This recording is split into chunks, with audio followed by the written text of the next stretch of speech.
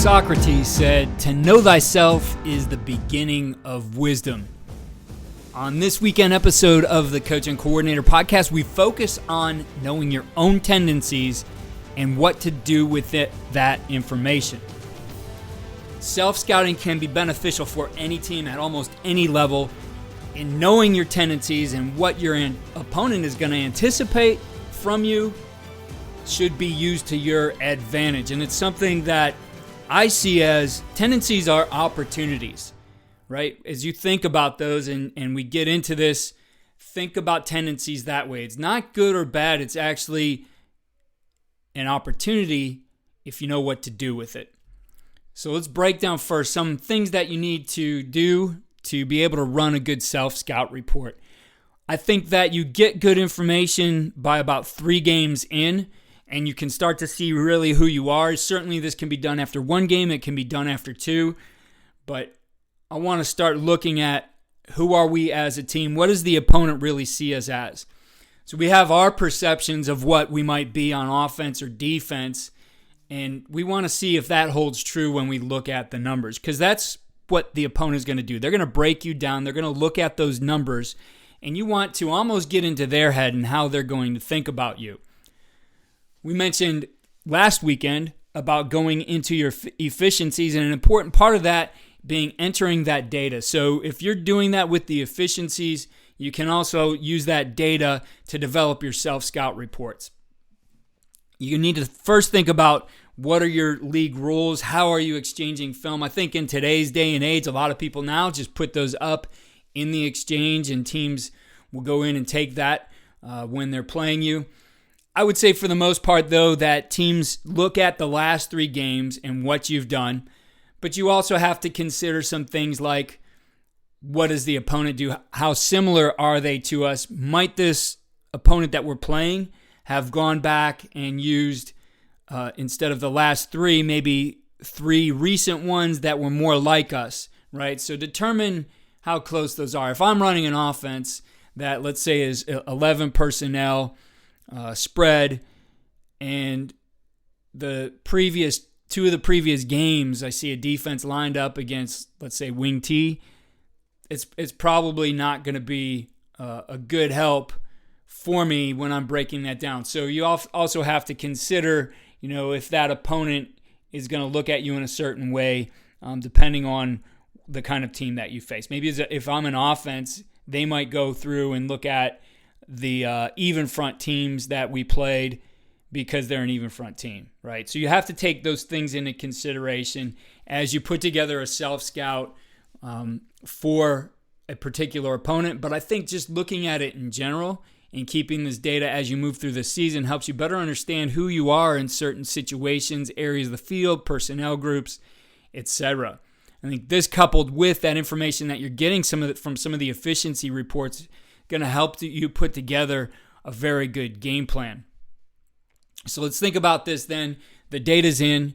We're running those reports. What are some of the things we want to look at? Well, I think whether you're offense or defense, the situation is important.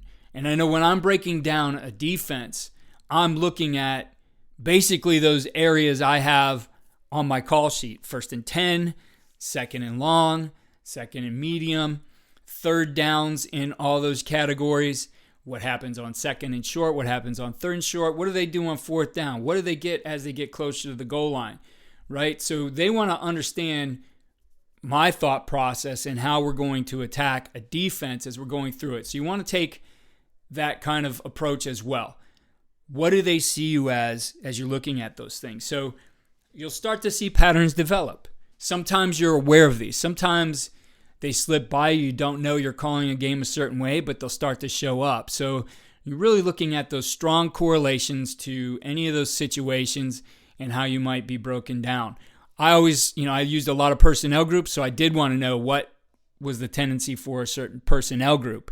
And that's where we were able to do some things to break those tendencies, right? We did have personnel tendencies that we were able to utilize to our advantage and create some big plays off of.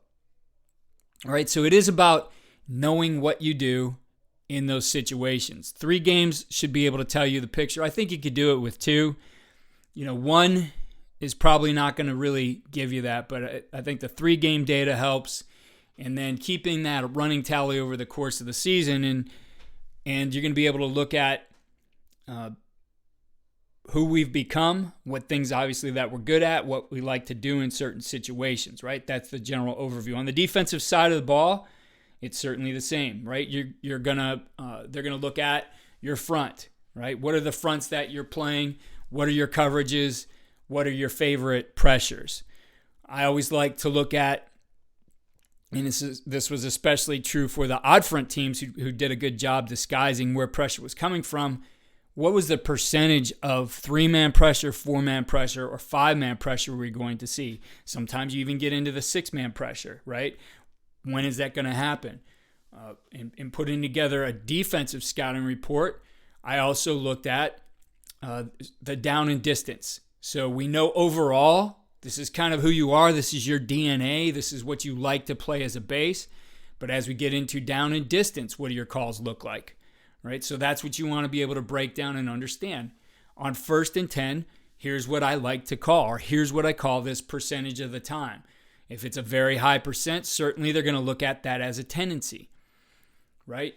The area of the field is another place where I would identify what you're like. So I have a scouting report that I did the last 2 seasons. I did this for, or actually 3 seasons, did it for the local high school team. And one of the pages of basically a 5-page scouting report I'd put together was a picture of the field and each field zone broken down. So starting from the goal line coming out, what did I expect as an offensive coordinator looking at this, right? What were they going to do? So in this particular example, we would see some bear and they wanted to spill everything. They did play some cover 0 in those situations. If we went 10 and 11 personnel, we could expect tight, and they were going to play primarily a coverage from their cover 4 family. When we went into the area from the 10-yard line all the way up to the 50, we found no significant variation in what we saw in their overall calls, right? And what we identified as their base and overall percentages. As we cross the 50, we want to look at that too. Sometimes it changes when a team starts getting closer. They cross the 50-yard line, it might signal, time to do something else to, we're bending, but let's not break. So we would go there up to the 35, right? Typically, that's the 4-down territory. So 35, or what people sometimes call high red zone, that 4 down territory. What did we expect there? In this particular one, we expected tight front, cover 4. Not a lot of pressure though, right? 4-man pressure is 46% of the time. Then as we hit the 20 is where we saw that change. We expected tight, 4-man pressure, cover 4 family, and it was all from the edge. They wanted to send edge pressure. That's what they like to do in that situation. As we got inside the 5, it went to man coverage, 0, right? So where are those points where you change? Teams are going to look at that when you're calling a defense. You have to decide, are we good enough to stick with those tendencies and win, or against some other people, do we need to change things up? Do we have to do something maybe that's not expected to beat this particular offense? The point being, whether your offense or defense, there's things that you like to do and things that you tend to call in those situations. As I said before, sometimes it's intentional. You know about it. Sometimes you didn't realize you were doing it. Either way, when those numbers come up high and people start to see a pattern, it's an opportunity then for you to do something. I'd look at it this way. Do I want to break that tendency right now, or do I want to continue with it? Maybe I don't want to break it until we get to a different part of our schedule. Maybe I want to balance that out right now to be able to come back to that tendency of what I like to really do later. Those are things you need to determine. You might even look at something that doesn't have a tendency right now, not high correlation that we're going to do this in this area, and develop it so later on you've set somebody up to break those kinds of things.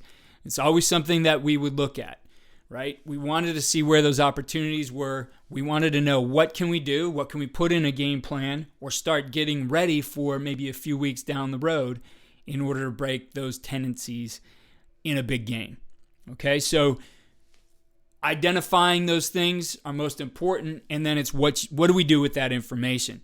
Just because you have a tendency doesn't mean you need to break it, right? But what are you setting up over the course of a season, a series of games that allow you to do something? Some of our play actions, if we were heavy run on a first down or second down, let's say, we'd always go into it saying, we don't have to go and run the ball, on first and second down and then go to the play action. We've already set it up. They already know that these are our top 3 plays and these are the primary things that we're going to do. Now we could go with play action. Or we had a wildcat group, right? Never threw out of it when we were in that wildcat with our 12 personnel in there as well. It was always run with the quarterback. We got into a certain game. We started working it a couple weeks before where we had a play action shot off of it. We hit it big for a touchdown in that particular game because we were ready to break that tendency. So think about it those ways. It's something worth doing. The time it requires for you to put your call sheets in that down and distance is about a half an hour, and then you can pull that data. I always like to, I know you could get the huddle reports. For me, I like to be able to do sorts, so I would export those into Excel and do a lot of different sorts there in order to get those numbers and look at those tendencies. But I think you certainly, if you do like the huddle reports and the graphics they put together, you can use those as well. You don't want to overwhelm yourself with data. You need to know what to do with that data, right? You need to be able to make the determination, this is what I know about us. This is probably what they know about us. What are we going to do with it? So just a quick one here this week and some thoughts on that self-scout. Again, look at it as developing opportunities, right? See what those things are. Where can you take advantage of somebody down the line? I think that's going to help you put together a better game plan. If you feel like you don't have the time to do it, assign it to somebody. I think a lot of times taking your freshman coach or your JV coach and assigning them that responsibility and telling them, hey, I want to know who we are. I want you to think from their point of view and tell me what is it that they're seeing and tell me what you think they would do to stop it, right? So I think that's helpful. You don't have to put all this work on yourself. I think it's probably a little bit more valuable to be able to take somebody else on the staff or your lower staffs because they're not with you all the time necessarily and have them give that input to them. And it's a good way to prepare them, right? For those guys who are your younger coaches in your program right now, maybe want to be the coordinator someday, to get them to see those kind of things as well. So it helps develop your coaching staff. If you have any questions on this, we certainly have some resources from past. I'll try to put some of those links in the show notes. Would love to hear some of the things that are affecting you in season, and we'll look to put together some podcasts on those too. You can find me on Twitter at Coach K. Grabowski. DM me there. Email me at keith@coachandcoordinator.com as well. And follow all we're doing at coachandcoordinator.com.